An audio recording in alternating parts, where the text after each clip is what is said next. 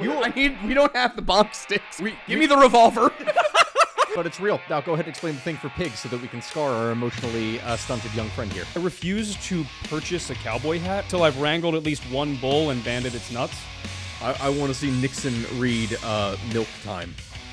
We know what you mean by milk. I was talking about milking a bison. Now we're talking about Greeks milking each other. Yeah. Through selective breeding, you could have gotten weirder horns and more meat. All right, gonna go out and slaughter a village. You have no idea how bad it's going to get. Okay, you find me a single left-wing person who's gonna disagree with me saying Trump would be a great Roman dictator.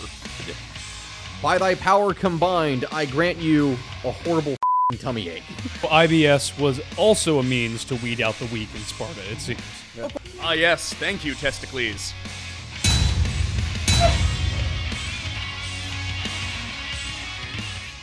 All right, so I don't know where the episode's going to actually come in at this point, but if it's here, I need you to understand that I research horrible, traumatic things that happen to people every week of my life, and Steven just told me something that just destroys everything I've seen so far.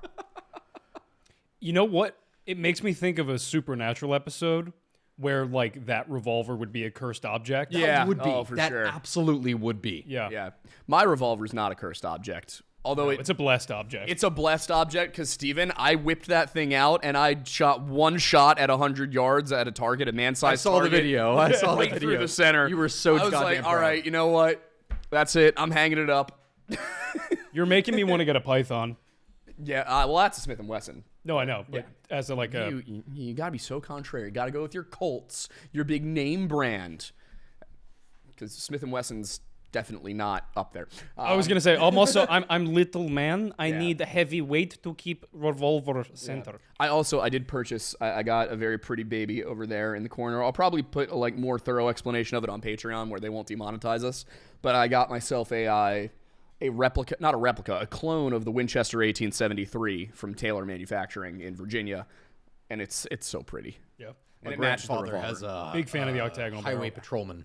Ooh. The highway patrolman revolver. Nice. So my mother has that specifically to gift to me at some point when I go and grab it. There was so much more swagger when revolvers were the primary sidearm. Oh my god, yeah. Like, I gotta be honest, I feel like society would be a lot cooler if we were all carrying around a 6-shooter on our hip. You really want to be a cowboy. I feel like I was born for it. We need to go out west. We need to earn our cowboy hats. We do. In what is not a cult. In what is not a cult. Every man will be required to carry a revolver. I don't know about you guys, but I refuse. Everybody will carry a revolver on the ranch. It's silly not to. I refuse to purchase a cowboy hat until I have wrangled at least one bull and banded its nuts. Okay, wow. That's what they do in calving season. My plan is to go out. Not a real cowboy if you haven't gone through calving season. I'm going to go out and find a wild bison herd.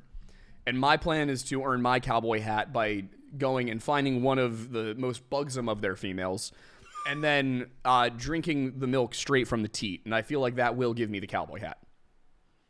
It will just appear. Yeah, probably it'll grow on my head at that point. No, I think... Well, I had to get us to the topic of the video, which was historical food and how animals have been used. That's not where the cowboy hat comes in. That's where you grow the most insane handlebar mustache of all time. Oh, it's going to be a mustache to put Sam Elliott to shame. Yes. He's going to see this mustache and take his own life because he simply will not be able... And that will... It will weigh heavy on my heart. I will not be able to live it, and then I will take my own. Yeah, there you go. Random side note on that. You're gonna have to bleep that out. YouTube's gonna be like, you can't say that. I think we're on Patreon still. No, I think we're on YouTube right now. I think I've got us there. Isn't it terrible? We can never tell. Yes, but I've got us there. That's for him to determine later. Right after he finished telling us about the man who is so very deeply in hell at the moment. And probably has a cursed object revolver. I think, see here, now we're advertising for Patreon. See, it's the marketing brain. It works when the rest of it doesn't.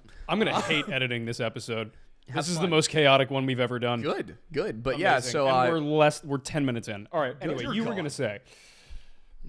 I don't remember at this point. That is how chaotic it has been. Is at this point, it has all slipped out. Yeah. I don't know. That's what she said. Oh, God. So how... did natives use the bison that you so want to suck the milk out of? Say it like that. A lot of them used it as their primary food source, which is a bad idea when there's very creative American cavalrymen around. because they'll be like, how do you kill as many natives as you can at once? Get rid of their only food source. And by the 1870s, the total number of bison in the United States was around 1 million. Which was down from what rough original? Tens of millions. Yeah. Yeah, I mean, like, now granted, I still remember seeing the images of people where it's like you would see a train car go by, and if you look in some of the images, there are just people pointing guns just outside of the train because it became a pastime to shoot the bison as you were traveling. yeah. Also, but here's the thing you got to understand. Like, you're like, well, why would all of these people only be eating this one kind of food? That's kind of silly. They've hunted deer, they've hunted elk, all of these things for generations. What happened? Horses. Wait, hang They on. got horses, and horses allowed them to more effectively hunt bison, and it made bison hunting the easiest and obviously, in terms of meat, most profitable kind of hunting you could do. You didn't have to spend hours stalking a single deer or elk. You and your buddies could hop on your horses, ride out, and kill 12 bison. And at a time where nobody is deliberately exterminating all the bison, there's plenty of bison. Now, lo and behold, you have food for a month for the entire tribe. No, wait, hang on. But the problem was, once they started getting rid of so basically, we introduced horses. We and the Spanish and the French and the English. We introduced Primarily the horses. Spanish. Like, that was the funny thing. When you look at a lot of the natives and they go, oh, they had horses. No, they didn't have horses. What happened is that there were these funny stories about Europeans arriving into the plains and being like, holy shit, wait, they already have horses. Why do they have horses? Because 200 years prior, the Spanish lost horses down in Mexico, which ended up migrating up north, and then the natives adopt them. Yeah. So there's the natives just get horses in several different ways throughout history, adapt to them remarkably quickly. Remarkably fast. They become some of the best horsemen in the world within a generation of having access to horses. Because they all rode bareback, right? Well, that's a misconception. Is it? They didn't use saddles as frequently as we did, but they did not ride totally bareback. You would have blankets. And think of it like the same way that if you look at the ancient cavalry, like stirrups were not a thing for the majority of cavalry history. You had a blanket basically on the back of the horse, and that's what you rode. So, But a blanket barely does anything.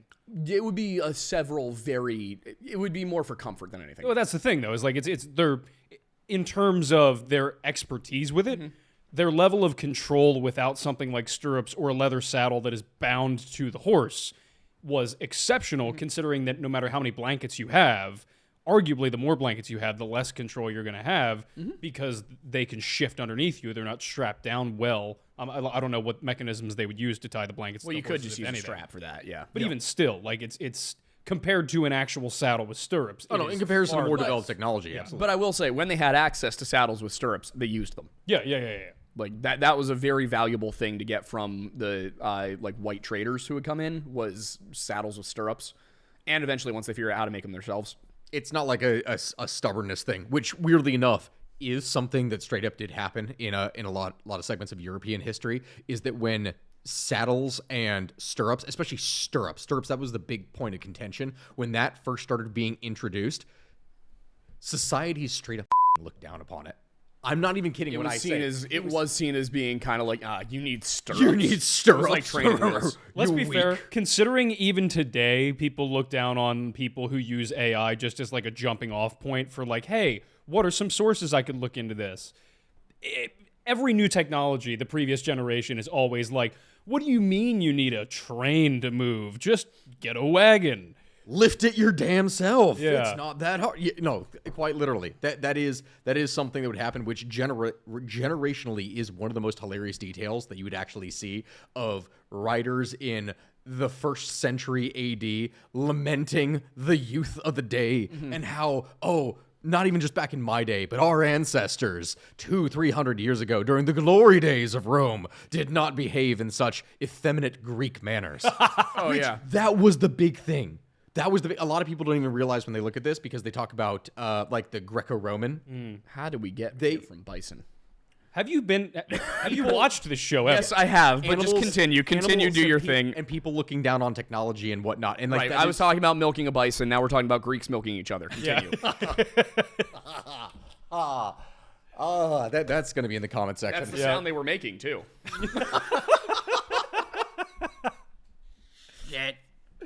Ah, yes. Thank you, Testicles. Generations look You're down welcome, upon each other. Fellatum. All right. That's it. That's all I'm saying on that matter. Something about an Italian poet named Fellatio. Okay, you were Horatio saying... Fellatio? Horatio Fellatio? All I was trying to say is that the generations looked down upon the previous ones, and it was there was a whole point that was happening, which I know we keep on mentioning Rome whenever that happens this here, but there was a thing that All ended roads lead to it. there was a thing that ended up happening where the senatorial class was looking down upon those that were partaking more in Greek culture, we will say, because they looked down upon the Greeks as being like... Guys who partake in Greek culture, if you know what I mean. I'm sorry. Us? I'm sorry. It's just you're making it too easy. Continue. I can't at this point. Too much partaking? Too much partaking. Too much partaking. Yeah. Oh. I know what you mean. You've been spending too much time with Phallatus. I also do think it's really funny that like the Romans got to Greece and they were like, all right, so we like a lot of this stuff. We really like a lot of this stuff, but all that philosophy you've been doing, absolutely not. Your gods are based, horrible names. Yeah. Your gods, you know what? We like your gods, but the names, they need to change. Just like I changed the name of the Gulf of Mexico, we're going to change Mars. He's going to become Ares. Like, you know, I could see Trump as a Roman dictator. He'd be great at it. He would. He actually would. By a lot of logic, he would. Yeah. This isn't a comment on current political standing. I'm by the saying way. he would be... Okay, you find me a single left-wing person who's going to disagree with me saying Trump would be a great Roman dictator. Define great. He would do a lot of things. He would do a lot of things and likely end up getting stabbed. Yeah. That's what happened to most of them. That's what happened to most of them. Listen, if you were a Roman Empire, you were probably either getting stabbed in the Roman fashion or stabbed in the Greek fashion. Sometimes both. Or you were doing the stabbing in the Greek fashion. Yeah, that's true. See, that was okay, though. Yes. If you were the one doing the stabbing, that was all right. If you were the one being stabbed, that was problematic. So animals then. Yes, the Romans were animals. Who was stabbing the animals? Also the Romans. Other mostly the Romans. gladiators. And yeah, which was a big thing. They slaughtered so many animals. I mean, there was... Bring this back. We can bring this back. We can bring this back. This is the whole Romans point. used We're war tying this pigs. guys, don't worry about it. We're tying it back here. We're The talking Romans used war pigs. They did. They used war pigs. They also used camels. Yeah. Wait. No. Tell. Wait. Yeah, no, You're the talking war about the pig. camels. No, okay, Camels, the war- then pigs. No, the war. Yeah, the camels, then pigs. The war pigs. Actually, no, pigs first, because the pigs one is just like who came up with this. So the idea that I know that you're going to be talking about, and you can go ahead and explain the whole thing with pigs. Yeah. The exact same thing that was done to pigs was done to camels, except that was not done by the Romans. That was done by I would think the Sassanids. Timur. Okay. Timur. So it was one of the successor states of the Mongolian Empire that ended up controlling what is today Afghanistan, large parts of Iran, and Uzbekistan, and that whole region. Okay. Did you ever play Age of Empires 2? Yes. I figured you had. Do you remember the Mongol campaign? Yes. Do you remember the first mission where you have to go around to all the different tribes and convert them to your side? One of them offers you, I think, flaming arrows. I always thought they were saying flaming camels, and I had no idea. I had no idea how right I was. Yeah. They were saying flaming arrows, by the way. Yeah. I did not realize flaming camels were a thing. But it's real. Now go ahead and explain the thing for pigs so that we can scar our emotionally stunted young friend here. Oh, well, so you know how, like, pigs squeal a lot when they're in pain? Yes. And you know how fire hurts? Yes. And how fire hurts you as well as the pigs. Correct. Well, what the Romans would do is they would cover the pigs in pitch, like a tarry substance that was flammable, and they would light it on fire and then just send the pigs out towards their enemies. So the pigs were very upset about this. The pigs were also on fire. So you're some random Gallic soldier looking across a field at just lines and lines of heavily armored Romans as hundreds of pigs are squealing towards you on fire at full speed. Mind you, And this then tactic... sometimes the pigs would go the wrong way. I'm not shocked by that. I was actually wondering what the split was between actually like hitting their targets. Kind of like early versus- gas warfare. Yeah. It was less of a tactic that was designed to do damage. That wasn't the whole purpose. The primary tactic or reason that you would use this tactic was against elephants. because elephants are very sensitive to sounds. Like the amount of training and torture that an elephant has to undergo in order to be turned into a weapon of war is really terrible. They don't want to fight. They don't want to fight. You have to actually torture an elephant in order to teach it how to fight. Which is like, it makes sense, but it's insane considering how intelligent and emotionally intelligent elephants are, especially that we know now. Like, what I was going to try and bring up about 15 minutes ago was, so we were watching Planet Earth last night before I fell asleep at like 9 because I've been very tired recently. And one of the things that was talked about was an experience where a National Geographic crew found orcas were beating seals to death. Yeah. But not eating them. Yeah. Oh, yeah. And well, it was more specifically... Orcas are just murder dolphins. Well, that's the thing. What they were doing specifically was they beat a sea lion into submission, and then they had their young come in and practice beating it into submission because they were too young to do it for themselves. It was a teaching lesson. And apparently one of the things they've learned is because orcas are like one of the smartest animals on the planet other than us, they've actually got a part of their brain dedicated to emotional processing that we don't have. And they use it for evil. Yeah. Well, no, they use it for teaching. And so what they found is that apparently they compartmentalize parts of their lives. So if they're hunting, they're hunting. If they're teaching, they're teaching. If they're socializing, they're socializing. And they tend not to cross over. So the reason they don't eat the sea lions from teaching is because in their mindsets, it's like, this isn't supposed to be for hunting. It's for our children to learn, which is nuts. You know what? I'm thinking Willie deserved to be locked up. Right? But at the same time, so this is had me think is, so one of the things they talked about was, this is, we understand that like humans have the capacity to be barbaric, but we're realizing that like other animals can do the same and frequently do. And that came to my head when you said that it was a pastime to just shoot buffalo or bison from a train and just... Because I was sitting there last night and it was like, come on, we don't do that much that bad. But the best part of yes, that we one do. Is they weren't even doing that to be needlessly cruel to the bison. They were doing that to be needlessly cruel to other people. Yeah, which is insane. Yeah, the domino effect was the desire, not just the initial killing. We don't like killing animals, but we have no problem killing animals to hurt other people. Yeah, which is nuts. We are a wild species. Yeah. Especially considering that we torture other animals into submission to use them for acts of war, up into at least the 60s when we were trying to do that with dolphins. But, back to the elephants and pigs. Would go hard, though. They would go hard, actually, Soviets, technically, based off of what we understand. The of, Soviets what they did like actually to do have to their them. Like victims. we don't just say laser dolphins, but they did have dolphins that they trained. Yeah.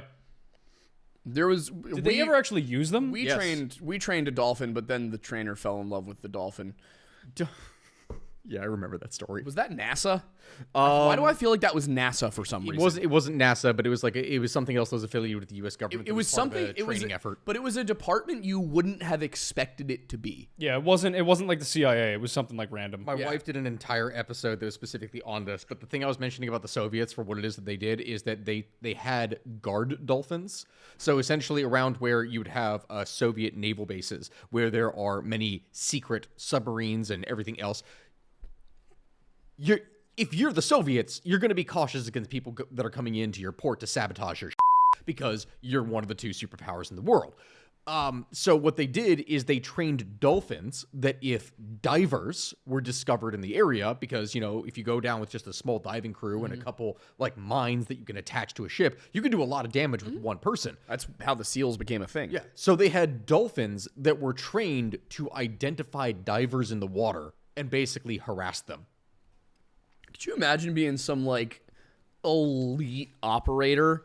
You're going down and out of nowhere you just get bodied by a dolphin. Yeah. I could totally see it too. They body sharks on the regular. The best part is that they don't even they hunt the sharks. Yes. They're like we're killing you. It was NASA funded. I knew it was NASA. Why did NASA be like, you know what we need to see? We need to see if a dolphin and a woman can find love. Yeah. In the 1960s, Margaret Lovett was part of a NASA. She did love it. Yeah. What's her name? Was part of a NASA-funded project to communicate with dolphins. Soon she was living with Peter, the dolphin, 24 hours a day in a converted house. And this whole thing ended up being where this young adolescent dolphin actually ended up falling in love with her. Oh, so it wasn't her with the dolphin. It was the dolphin with her. Well, she did not reciprocate. Yeah. No. Well, when you lock. Okay. No. I know. No. There is no justifying. There isn't. It's basically. It's a dolphin. I know, but you're basically putting someone in solitary confinement with a dolphin. She could come and go. Oh, she could. I thought from what you She said. wasn't trapped in the house. She was just living in the house. Yeah.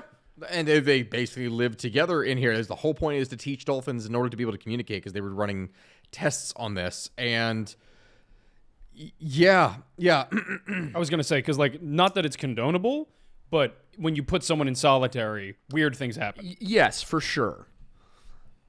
Carl Sagan, one of the young astronomers at Green Bank, paid a visit to report back on progress Carl to Frank Sagan Drake. was involved? We thought that it was important to have the dolphins teach us dolphinese, if there was such a thing, recalls Drake. For example, we suggested 2 dolphins in each tank not be able to see each other, and he should teach one dolphin a procedure to obtain food, and then see if it could tell the other dolphin how to do it from the same thing in its tank. That was really the prime example to be done, but Lily never seemed to be able to do it. Instead, he encouraged Lovett to press on with teaching Peter English. But there was something getting in the way of the lessons. Dolphins get sexual urges, says vet Andy Williamson, who looked after the animal's health at Dolphin House. I'm sure Peter had plenty of thoughts along these lines. Yeah, no, so that's the funny thing about dolphins is that they're not in the way of the Greek. Yeah. They're in the way of the Khan. Yeah. So Peter liked to be with me, explains Lovett. He would rub himself on my knee or my foot or my hand, and at first I would put him downstairs with the girls, but transporting Peter downstairs proved so disruptive for lessons that, faced with his frequent arousals, it just became easier for Lovett to relieve his urges herself manually. After seeing the kind of things that your wife reads, I don't think this was purely scientific. Oh my God. Horrid.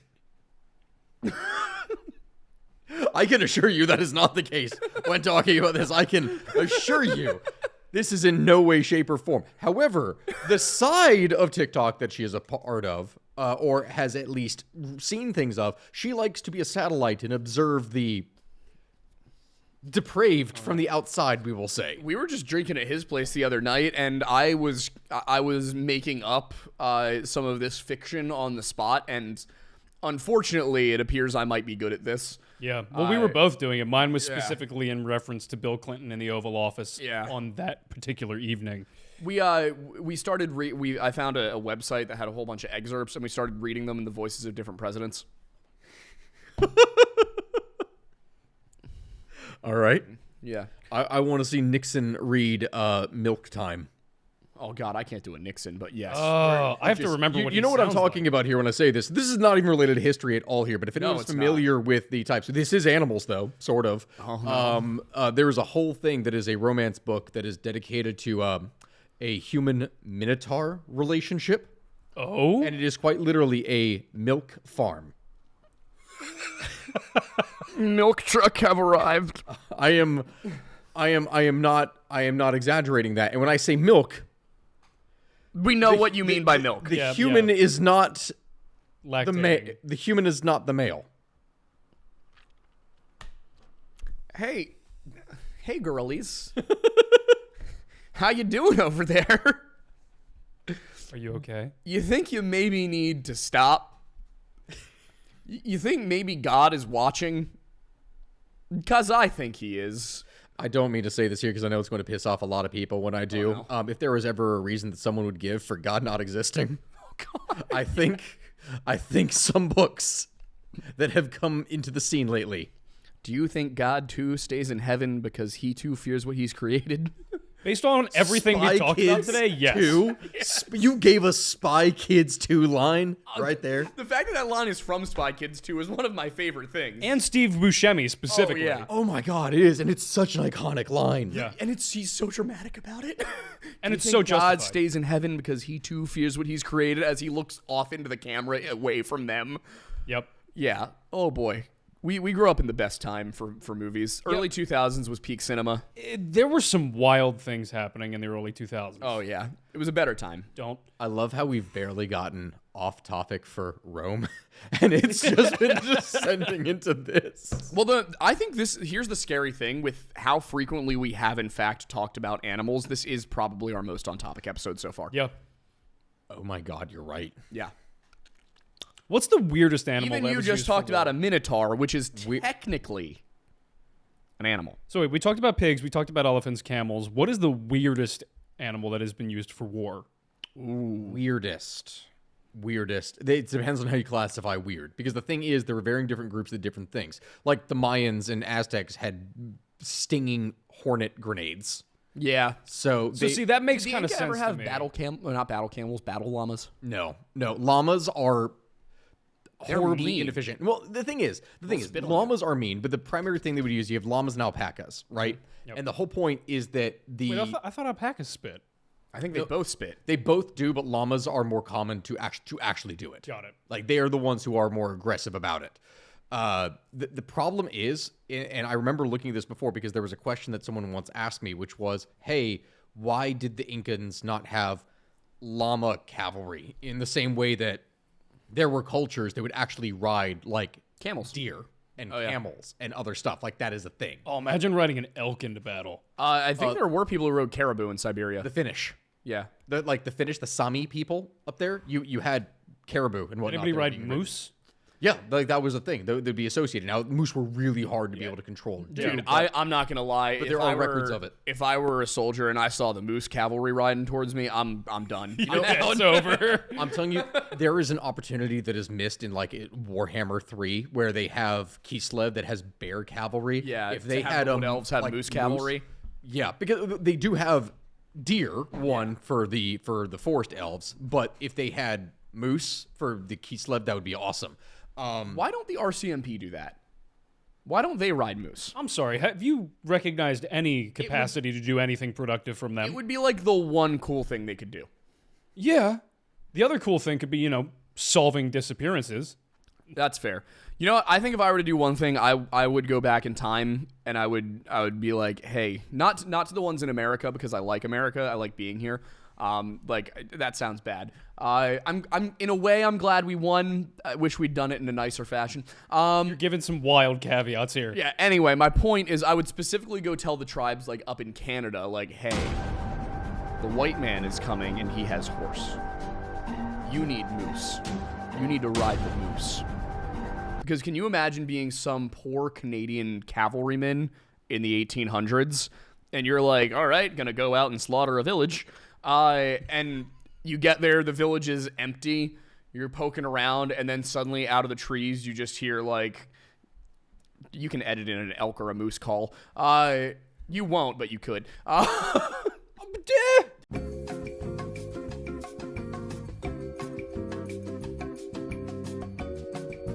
One of the recent episodes, I said Aiden will edit that out, or Aiden will add a map or something like that, and a bunch of the comments were like, Aiden did not, in fact, add the map. That was the first episode, and it's because I ran out of time.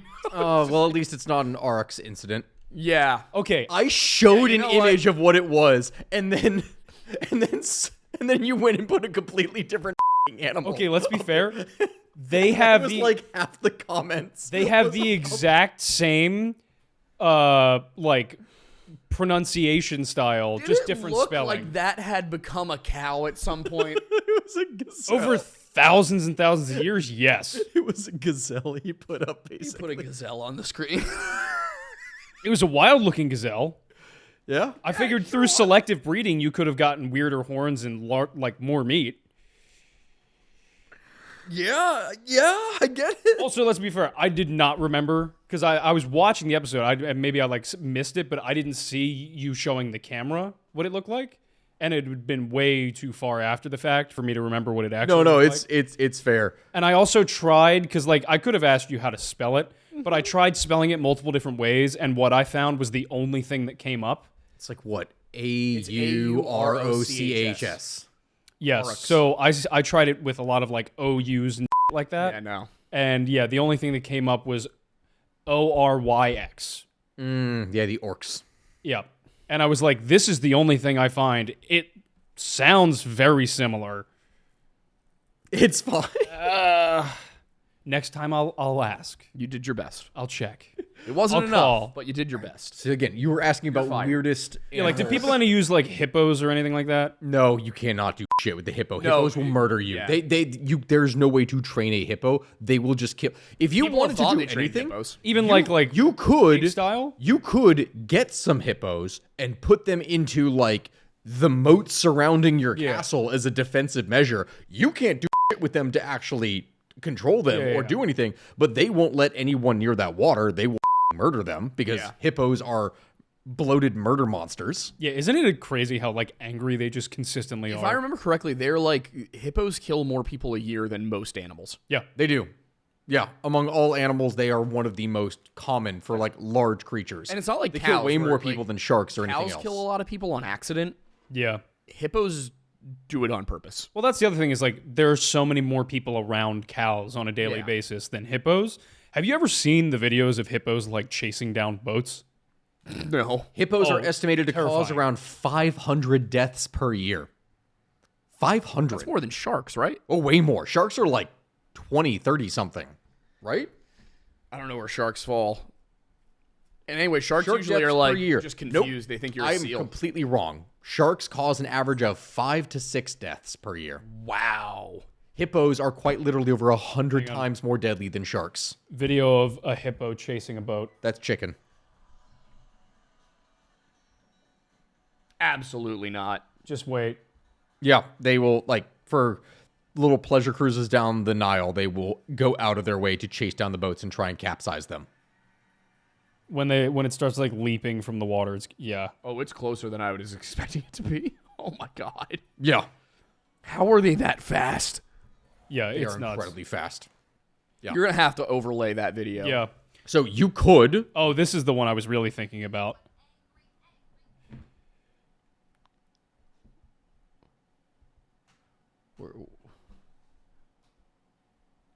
Oh god.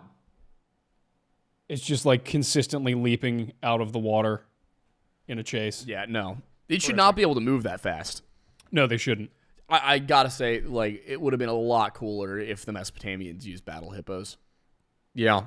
You know, remember the scene in 300 where they have a rhino?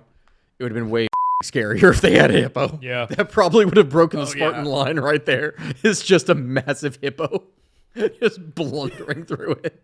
Because their That's when skin you, is so thick. you have the too. rhino out front All right. to distract. You have the hippo in the rear. The hippo is a stealth hippo. The hippo's in the So back. you got Leonidas up there. He's like, we can take a rhino.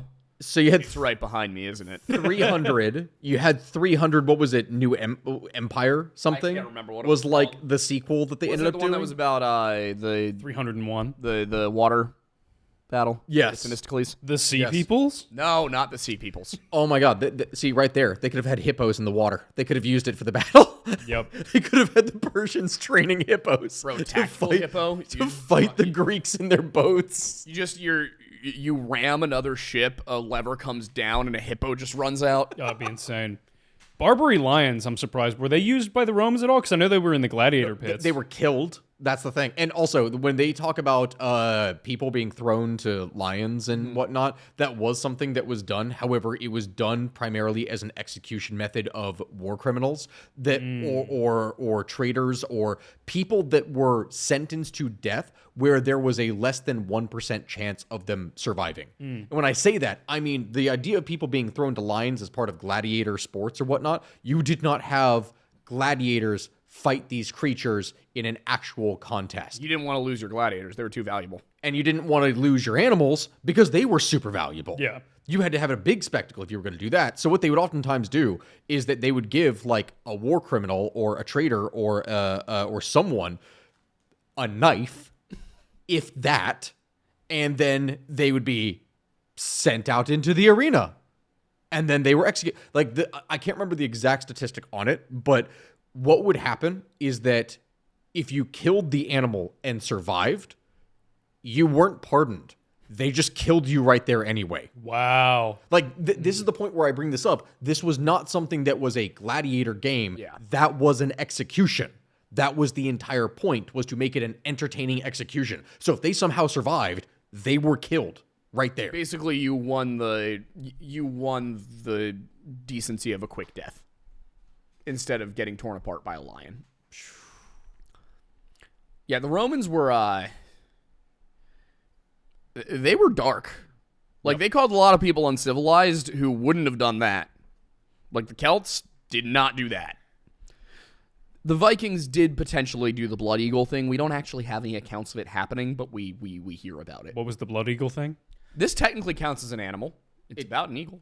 I guess it does, sure. What they would do is they would basically strap you down so your arms were up like this, Okay. and then somebody would take an axe, and they would first they'd kind of like flay your skin on your back, and they'd take an axe and they would chop at the joint where the bone meets your spine, and then they would pull your rib cage apart from the back, pull out your lungs, and set them on your shoulders so you looked like you had eagle's wings. Hence, Blood Blood Eagle. The Blood Eagle. We don't have any historical accounts of it happening. And people get upset about lethal injection today. Yeah. I still think one to the dome is a more efficient method of doing it. Could not agree more. Because that point wasn't about efficiency. That whole point was it was a sacrifice. I know, I'm talking about lethal injection. Oh wait, that wasn't a punishment. That was a sacrifice. It was both, sort of. Okay. It was like that is something that you would do to someone as a horrible way, but Allegedly. Allegedly, but It's just kind of like how the ancient Celts practiced human sacrifice. It's like allegedly. We don't have proof, but we do have accounts. Got it.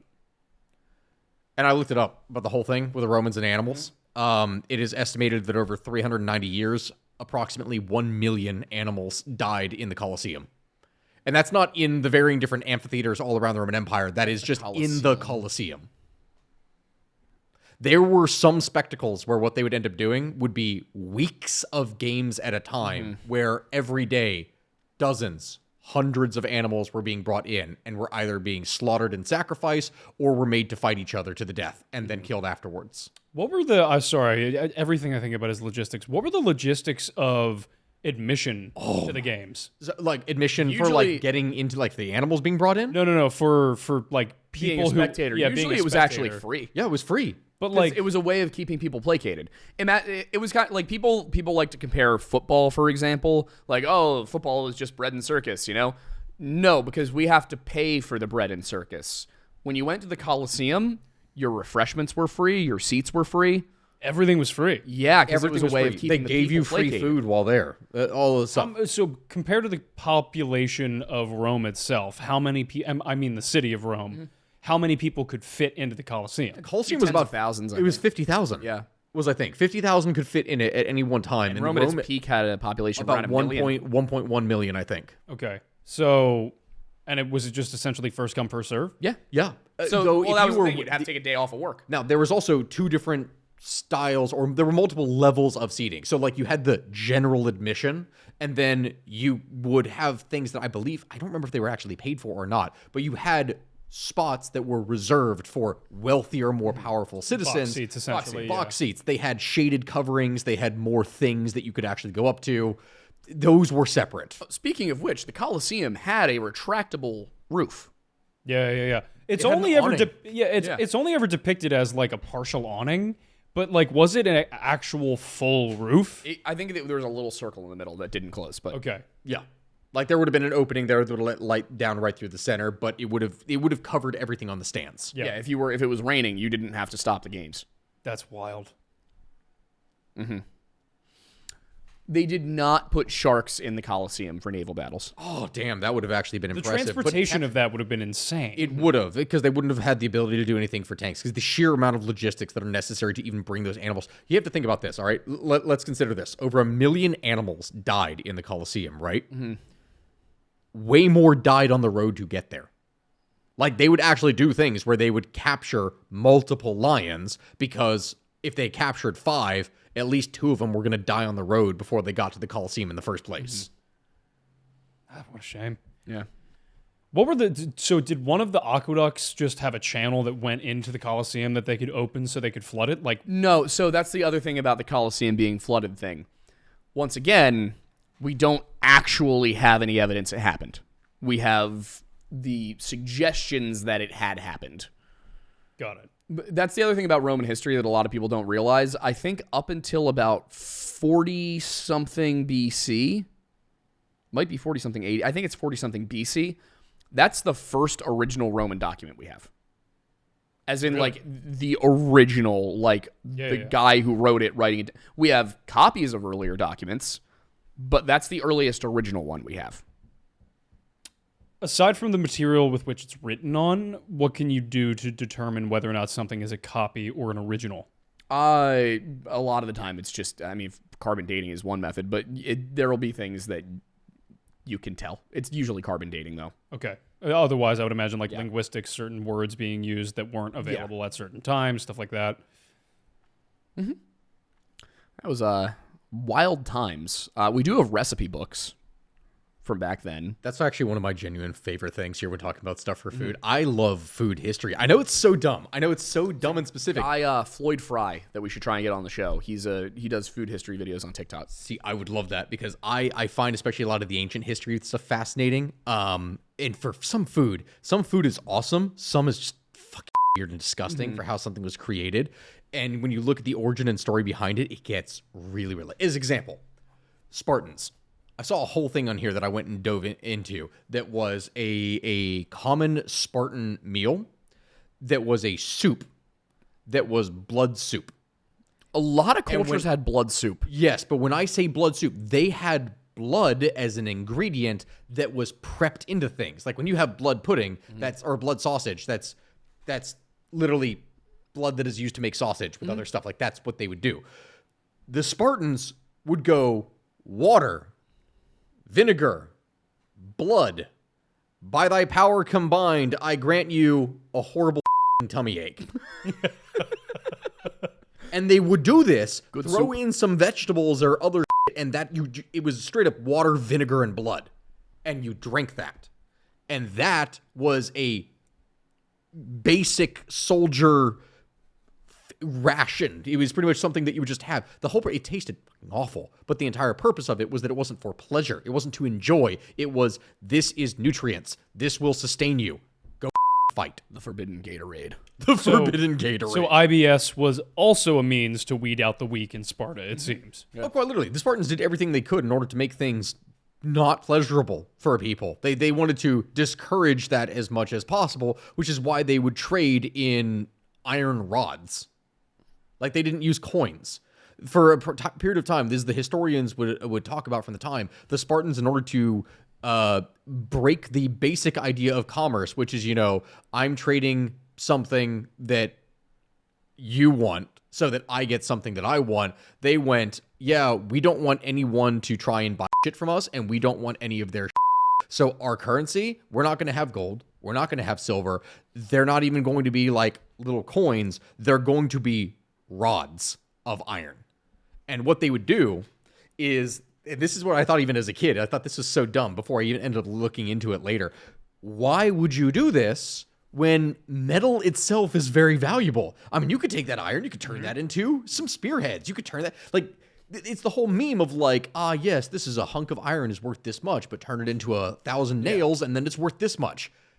Yeah, they just wrecked the iron that they would use to trade. So what they would do is, how when you are forging something, you have to quench it, like in the case of a sword. They would quench it in vinegar. It made it brittle. It made the iron useless. What would be the point of doing this? To make it useless for anything else. It was only useful to trade with someone as a representation of value of a currency. In the same way that paper money only has value because we assign it paper, these iron rods could not be used for things that you would need iron for. You basically destroyed any ability to use it to make weapons, to make armor, to do anything, and it was only used as a representation for trade.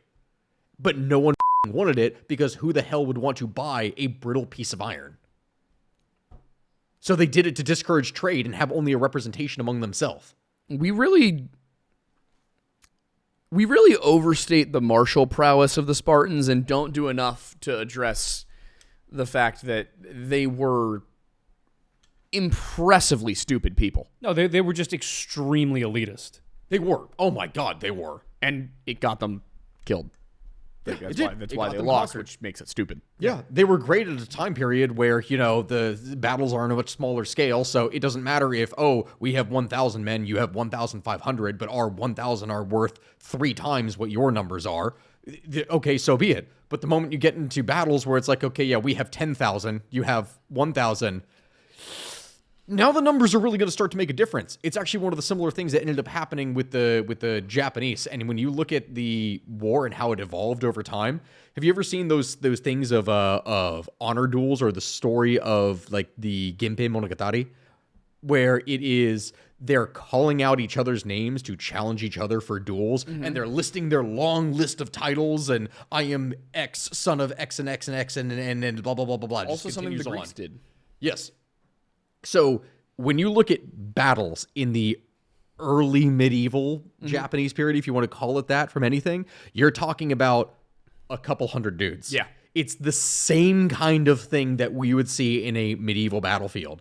But by the time you get to the Sengoku Jidai, the Age of War, it has evolved from a couple hundred to several thousand that are fighting each other on the field, or tens of thousands, to the point that, having a couple noble guys challenge each other to one-on-one duels just really isn't practical anymore, and numbers count. That's the thing. Numbers eventually end up counting a lot. It is amazing that, like, throughout history, watching the trajectory of the different civilizations who do and don't refuse to adapt, and how it basically cripples them. Oh, yeah. Like Sparta, like, I mean, was forced to talk about this before. I think I already talked about in a previous episode what they did with cavalry. Yeah, and it's just like that's a prime example. But it's funny because like even in like private industry, you see that. Like one of the things that I learned, I recently went to the Railroad Museum in Altoona, and one of the things that I found out there was the reason why railroads suck now is because in the 1800s, basically for the entirety of it, from when railroads began being built up until right around the turn of the century, the railroads, you would think, being the massive and like primary means of communication across the country, would continue to try and like up their abilities and continuously like, compete with each other properly and function in a normal economic system. Of course not, because it was the Gilded Age and everything was about monopolies. So unfortunately what happened, and in particular the Pennsylvania Railroad, which was the largest of all, was in a position where they were, get ready for this wild phrase that we've never heard before, maximizing value for their shareholders. No. And what they would do is they would essentially price gouge everybody for decades. We on have to ticket do an fares. episode that is dedicated to business practices that I failed. took an American business history course in college that was fascinating for that exact reason. But just really quickly, Josh Shapiro, Governor Joshua Shapiro of the state of Pennsylvania. Did you hear what he said? He said that the Pennsylvania Railroad was the biggest one. It's the biggest one. We need to bring it back. I don't care how. I don't care why. But, well, actually, I do care why. We just need to bring it back. I'm thinking, I have a plan for it. You can reach me at, I'm not going to give my phone number, but you can email us and we'll talk. We'll talk, Josh. What? What? What? I just heard the sound of a camera go off, but all of our cameras are still on. I don't think you heard the sound of a camera go off. I think you heard a truck squealing by. No. Oh, anyway, so let me finish. Let me finish the story real quickly. So they were price gouging for decades, and it got to the point where everybody was so fed up that during the Great Depression and around that era, the ridership tanked because nobody had the money to travel on the railroads. No. But during that time, they tried a bunch of different gimmicks to try and get people back on the rails, like streamlining the trains to make them more futuristic, things like that. But what happened is that a bunch of the representatives from a bunch of different states within the union started lobbying for the interstate highway system. Because everybody was so pissed at the railroad companies, they were like, well, we're just not going to use you. And the automobile has just been created. Trucks are being developed. We're just going to create our own companies. And so a weird, fun little combination of factors happened. During the subsequent boom after the recession, motor companies started making a ton of trucks, and trucking and the interstate highway system got subsidized. So all of that started taking off. So after the recession, people did not go back to the railroads. It gave a lot of people jobs. That was the whole point. It was like a stimulus. You got a lot of people work because, go figure, you can then reach into way more rural locations. It ends up weirdly, yes, between cities it's not efficient, but everywhere outside of it, it is more efficient. And you get a bunch of people jobs and everyone's happy. Yep. And then the ironic thing is that even for the things that still needed rail transport, so the major rail companies like the Pennsylvania Railroad, the New York Central, all of these companies were incredibly good at steam production. They had Altoona, Pennsylvania was a city built for the Pennsylvania Railroad to design steam locomotives. And like they were worse than Amazon in terms of maximizing value of the things they did. They tested brooms to figure out which ones lasted the longest, so that way only those would be bought by the railroad to be used. So they would save the pennies over time for buying any broom that would last even remotely shorter. They did this with oranges to maximize how much juice per species of orange they could squeeze. Like they tested everything, light bulbs, like everything. They were the ultimate penny pinchers. And also in terms of people dying in industrial accidents, people died like in dozens on the daily on the Pennsylvania Railroad. Like they had a whole section of the museum dedicated to that. And like one was a retelling essentially from the first person perspective of what it was like working on the railroad. And they just casually talk about a guy being, and this is a true story, of a guy getting caught between the knuckles of two cars, split in half, still alive. And they called his priest and his wife to come say goodbye, because as soon as they uncoupled the cars and moved the train, he would just collapse and die. Because that was the only thing holding his guts together. It was the only thing holding him together. So his wife came, the priest gave him his last rites, and they said their goodbyes. And as soon as that car uncoupled, he collapsed on the rail and he was dead before he hit the ground. Jeez. That was a common occurrence on the railroad in terms of things that happened at that time. But anyway, yeah, so investment in the interstate railroad highway system, the companies like Ford and Chevy making affordable vehicles to then be used for logistics, for trucking. And then, on top of all of that, diesel technology was being discovered to be more efficient in certain ways than steam. Primarily because steam locomotives took a long time to start up because you had to get it boiling, you had to keep it there was water and coal that you had to logistically bring into the tender and keep them running. With diesel, you could start it up in less than 5 minutes and you just had the fuel of diesel, which had a lot higher energy density than burning coal. Mm-hmm. The problem is that because the Pennsylvania Railroad, the New York Central, the Union Pacific, not as bad out there, they actually adopted diesel pretty well, were so invested in steam that they were like, well, we don't want to have to rethink how entirely to create locomotives, so we're just going to keep doubling down on steam. So what happened is that all of these companies that made diesel electric generators like General Electric for the power grid, they were like, what if we just took this exact same principle, shrunk it down and put it on wheels? That's what they did. So they started making diesel electric locomotives that very rapidly started catching up to the capabilities of steam. Now, they never got to the point where they could overtake steam locomotives per power based on a single locomotive. But because diesel electric ran off of high amounts of electricity and they were electrifying the means of which they were controlling it, it allowed them to seamlessly couple multiple locomotives together on one end of a train. So one locomotive would never match a steam locomotive, but you could put two or three together that would significantly overpower a steam locomotive, and then you could then run that with one engineer, as opposed to if you had to couple up multiple steam locomotives, you needed an engineer and a fireman per locomotive because there was no way to electrify the controls like multiple cars back. For ones who seem to be so focused on penny pinching, they didn't really seem to consider about efficiency in that regard for what you're capable of doing. 100%. And it got to the point where GE then started selling so many diesel electric locomotives to other railroads, and the Pennsylvania Railroad and the New York Central refused to essentially adopt it. They ended up dying out because they penny pinched and they price gouged, leading to the interstate highway system. And then they refused to adapt and overcome, leading to them being overtaken by better technology and thus other railroads coming in and essentially buying them out. Dear God. That was an extensive story for that. Yeah. I gotta be honest. That's my one good historicalism. That was the most impressive display of train autism I've ever seen. Yeah. We started this episode with me talking about manually sucking milk from the teat of a bison, and you got it to trains. Yeah. I wasn't sure if it was going to come up, and that wasn't intentional. I had not planned for that to happen, but hey, here we are. I got my train book downstairs, too. Yeah. Oh, my God. Oh, yeah. I got a great book. It's got every locomotive that was made in North America listed, and it has like the tractive effort for each, the weight, the factor of adhesion, the boiler pressure, the cylinder diameter of the different pistons, like all of this stuff.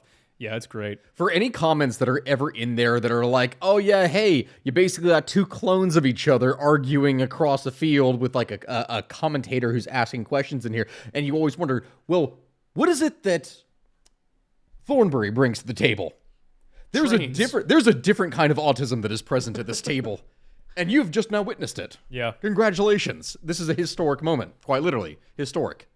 Yeah, what we're sitting here talking about, like warfare and courtly romance and such, and Aiden's just like, I like twins. All right, fine. We're doing this now here. Armored trains. Oh yeah. Ooh.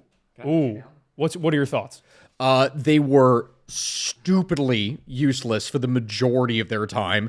Very briefly useful in different capacities, but for the most part, horribly weak. Yep. There was a time from the late 1800s going into the very early 1900s, even pre-World War I, where there was this huge push by different powers of creating their own kind of superstations. Mm-hmm. You had the idea of the land battleship, before the tank was ever a thing, the idea of the land battleship was the tank, or was the train.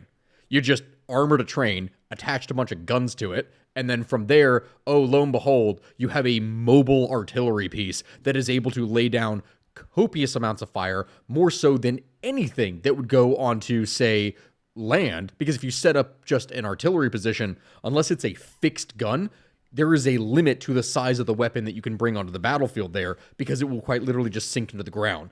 You don't have that problem when it's distributed over the course of a train, so you can make those guns massive. Problem: it's not that hard to blow up trains. It is not that hard to... No, you don't have to blow up the train. I said tracks. A crowbar is able to remove a track, and you're done. Yeah, Lawrence of Arabia was like, I see your trains, Ottoman Empire, and I raise you several Arabs and a pickaxe. Yeah. Literally. Well, and because you can imagine, because the rails are only held down to a couple plates on either side of each tie by a few spikes. You could just knock out the spikes. Mm-hmm. And then when a train comes by, it would split the rails aside and just land on the wood in between. I'll split your rails aside. Choo-choo, daddy. Get the bonk stick. Where is that? Yeah, we left the bonk sticks downstairs. Well, the only like good capacity I could see for an armored train is defense in means of transport of goods from battlefield to battlefield. And that's what they would largely very do. Efficient going across the Old West. They what? It would have been very efficient going across the Old West if they'd thought of it. Yeah. I mean, to a degree, but remember also railways were constantly under attack by natives as well. That's what I mean. Which would have been able to rip up, doing the exact same thing. True, but... Have you guys ever seen The Wild Wild point. West? No. With Will Smith? No. There is an armored train in that. There is also a giant mechanical spider at the end. Oh, the whole story of how that happened is a hilarious tale. Go on. Okay, so... The mechanical spider, animal. So... It's on topic. We have to go all the way back before this movie was even a concept. Oh, good God. Kevin Smith... All right, so back in the 1920s, some guy... No. All right, so Kevin Smith had just gotten pretty, like, a good establishment Who's Kevin Smith? Do you know Kevin Smith? Not off the top of my head, no. Okay, so Kevin Smith is the guy who always wears the hockey jerseys and has the beard and the backwards hat, and he's a film director. He made the movie Tusk, which I'll never forgive him for. He made Clerks. He's made a number of different films, but he's a big, like, writer, director. He's big into superheroes and things like that. But at the time, he just made Clerks. He had made a couple other films. He was, like, kind of getting established within the industry. And there was a talks of getting a Superman story done. This was in the late 90s. So just really quick, I want to be clear. I have never seen this man in my life. really? I'm shocked. Never seen this guy before. Oh yeah, I've seen him. Okay, there we so go. It's just me then. Yeah. Anyway, so this is the time where I believe Batman Returns had just come out. So like the new Keaton Batmans are doing really well. Tim Burton's doing a great job. There's talks of having Burton do a Superman movie because it's been 15 years since the last one came out. Everybody's kind of like, we need something new. If you guys have ever heard of this, you'll know that the movie was supposed to be titled The Death of Superman Lives. And That's a really stupid. That's like X-Men Days of Future Past level stupid name. do you know who was going to be cast as Superman? Who? Who already had test costume fittings and there's footage of it? Nicolas Cage. Oh, that would have been perfect. Oh my lord. Oh yeah. So Kevin Smith. Please tell me he was gonna have the hair. Yeah, he was gonna have long hair. Yep. Oh my God. How did we not get this? This is the story. So Kevin Smith was brought on to write this. There had been a couple other people that had attempted to write it previously, and so in an effort, Nobody can write this film. I can understand why it would take multiple attempts. Yeah, no, wait. So the story he tells is that he went to a Hollywood producer's Hollywood mansion to discuss what he wanted for the film because he was one of the major financial backers. And so what happened was this guy was really weird. He was this just old, heavy dude walking around in only a robe. He was really eccentric. And so he was going through what This he is the wanted guy to see who in the film. wanted the movie made. Correct. He was going through and he was telling Kevin everything he wanted. Oh God, I think I've heard you tell this story before. So Kevin went and did a version of the script, and the guy gave notes, and he was like, look, I like a lot of what's going on in this script, but I really, for the climax, he has to fight a giant spider. And Kevin was like, hey, that's not really in the canon for Superman lore. It doesn't really, I don't know where that would fit. I don't think people are going to, gravitate to that. And he was like, he's going to fight a giant spider if this film's going to be made. So Kevin went to, the studio, and they were like, hey, he keeps asking me to do this. I can't make this work. It doesn't make sense. This just sounds like he was having a nightmare. Yeah, basically.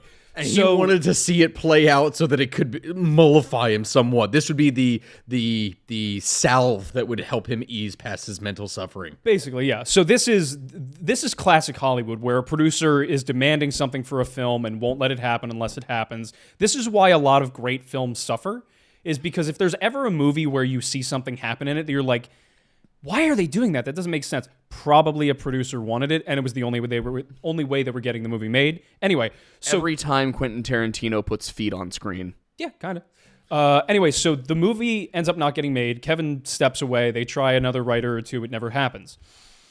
A couple years later, the movie The Wild Wild West comes out, starring Will Smith and a number of other names. At the end of that film, they have to fight a giant mechanical spider.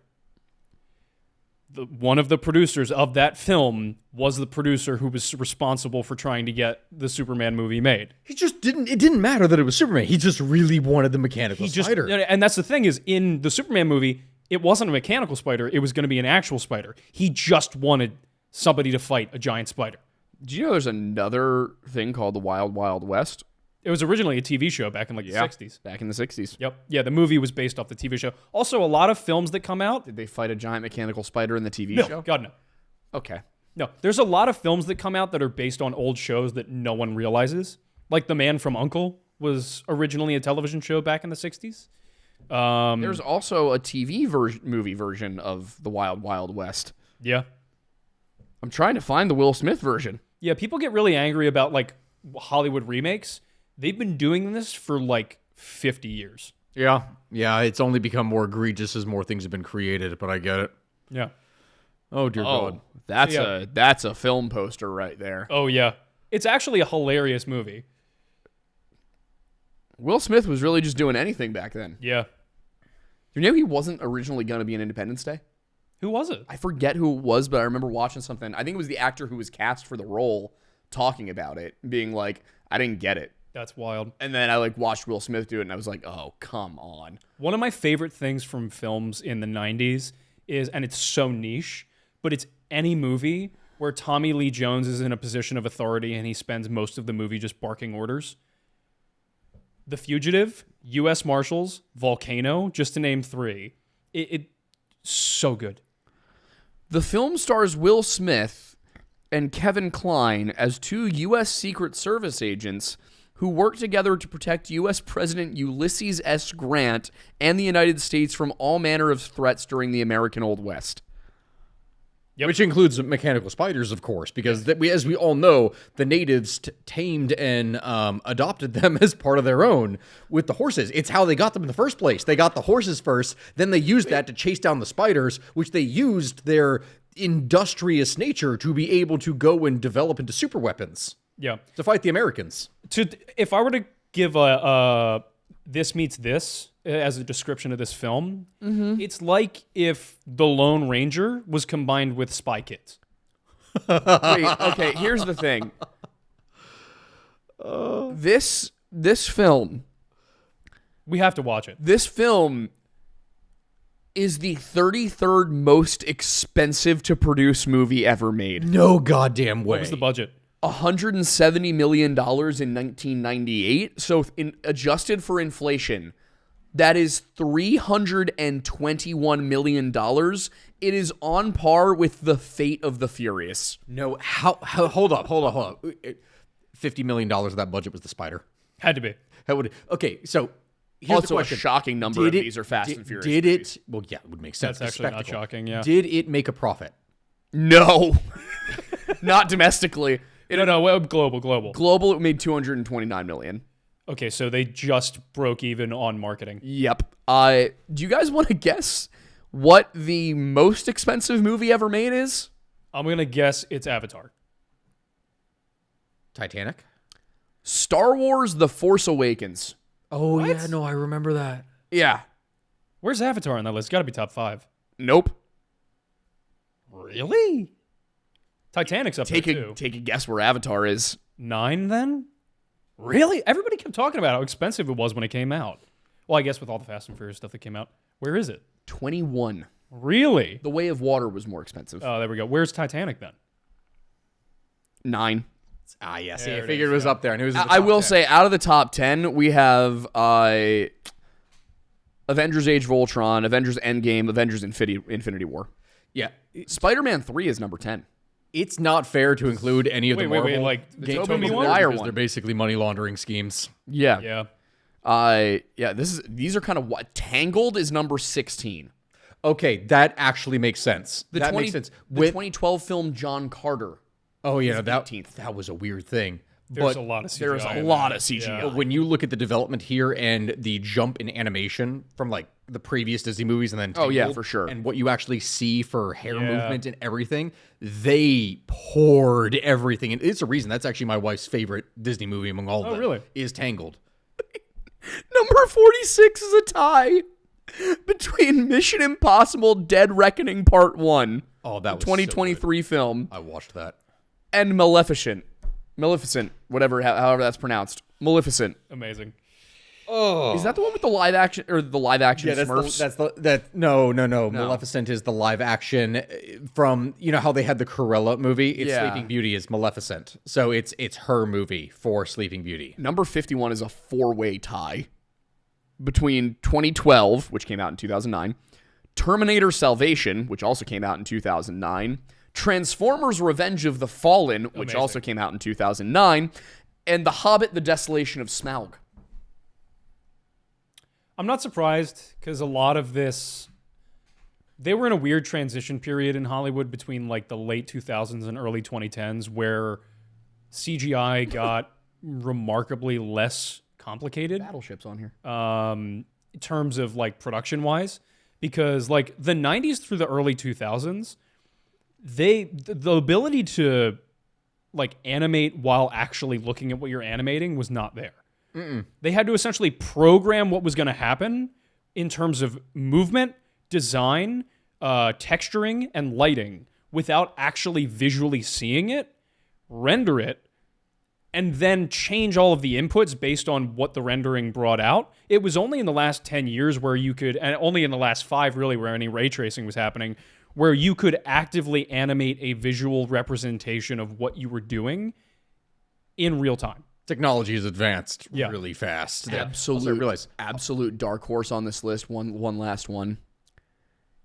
At $265 million adjusted for inflation, the 2007 biblical epic, Evan Almighty. Amazing. Are you serious? Amazing. Yeah. At $265 million. Is that adjusted? Yeah. Evan Almighty. There was a lot of CG in Dude, there. I love Think of all the Wikipedia. animals. I love Wikipedia for its lists. We've got the list of the most expensive movies ever made. We've got the list of unsolved missing persons cases. We've got the alphabetized list of ethnic slurs. I knew that was We've got coming the list of solved missing persons cases. And those are the only 4 lists you really need. Yeah, dude. Yeah. How long have we been Every going? time I get on Instagram and I see a video that I'm like, I'm interested in calling you a slur, I go right to the alphabetized list. We have now spent the last 15, 20 minutes doing this, I think. What do we end in terms of time here? About an hour and 16 recording time, so probably like an hour and 10 of actual time. Okay. We need to be able... I don't know where What it do is we that talk about for Patreon? I don't know. We just That's read the thing. alphabetized list of ethnic slurs? No, There's white people ones too. I'm sure there are. Some of them are even Patron offensive. exclusive episode, The History of Slurs. Oh god, that's a Pepperbox exclusive Yeah, right that there. yeah. That is a Pepperbox exclusive. Patreon will kick us off for that. Which, yes, for those who are curious, there is discussions to bring the show onto Pepperbox. And if this is History Unhinged, this is Unhinged by YouTube standards. You guys are gonna get history uncircumcised. You have no idea how bad it's going to get. Uncut, uncensored. God. In the nude. Oh god. It's just going to be Thornbury in a... Even in a- Anglo-Saxon helmet guy is naked. Yeah. Thornbury in a 300 Spartan cosplay. Yes. I'll be in the cosplay. You'll be in a gimp No, suit. there's gonna be 3 of us, 3 men, 3 tube socks.